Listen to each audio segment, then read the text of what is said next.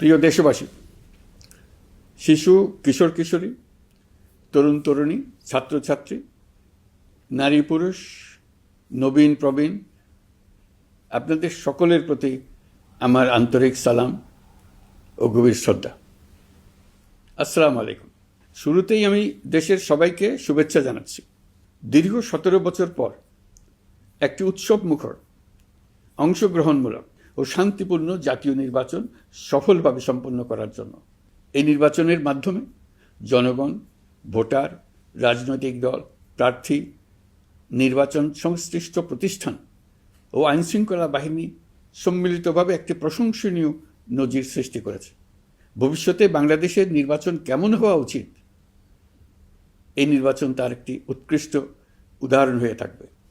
প্রিয় দেশবাসী, বিগত 18 মাস আমার উপর অর্পিত দায়িত্ব নিষ্ঠার সাথে পালন শেষে একটি নির্বাচিত সরকারের কাছে দায়িত্ব হস্তান্তরের প্রাক্কালে অন্তর্বর্তী সরকারের প্রধান উপদেষ্টা হিসেবে আজ আমি আপনাদের কাছ থেকে বিদায় নেবার জন্য উপস্থিত হয়েছি। আজ বিদায়ের দিনে 5ই অগাস্টের কথা স্মরণ করে আপনাদের কিছু কথা বলব। কি মহা মুক্তির দিন ছিল সেদিনটি, সে কি আনন্দের দিন। বাংলাদেশিরা দেশে বিদেশে যে যেখানে ছিল আনন্দে চোখের পানি ফেলেছিল। দৈত্যের গ্রাস থেকে তরুণ ছাত্রছাত্রীরা দেশকে বের করে এনেছে, দেশ মুক্ত হয়েছে। কিন্তু দেশ সম্পূর্ণ অচল। এই অচল দেশটিকে কিভাবে সচল করা যাবে সেটা ছিল সবার মনে। অভ্যুত্থানের ছাত্র নেতারা ঠিক করলো দেশকে সচল করার জন্য একটি সরকার লাগবে। সরকার গঠন ও চালাবার জন্য তারা আমাকে খবর দিল। আমি তখন বিদেশে, আমি দায়িত্ব নিতে রাজি না। তারা জাতির প্রতি কর্তব্য পালনের কথা বলে আমাকে রাজি করালো। 18 মাস পর এখন আমার যাওয়ার পালা। আমি আজ আমার কাজ হতে বিদায় নিতে আপনাদের সামনে এসেছি। আমাদের প্রথম কাজ ছিল দেশকে সচল করা। এটি ছিল সবচেয়ে কঠিন কাজ।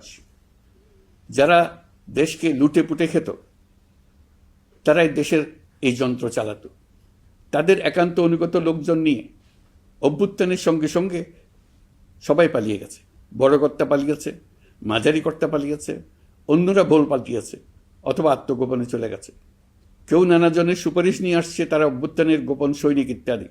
সরকারের ভেতর যারা পালিয়ে যাননি তাদের মধ্যে কাকে বিশ্বাস করবেন, কাকে বিশ্বাস করবেন না, এটি মহাসংকট হয়ে দাঁড়ালো।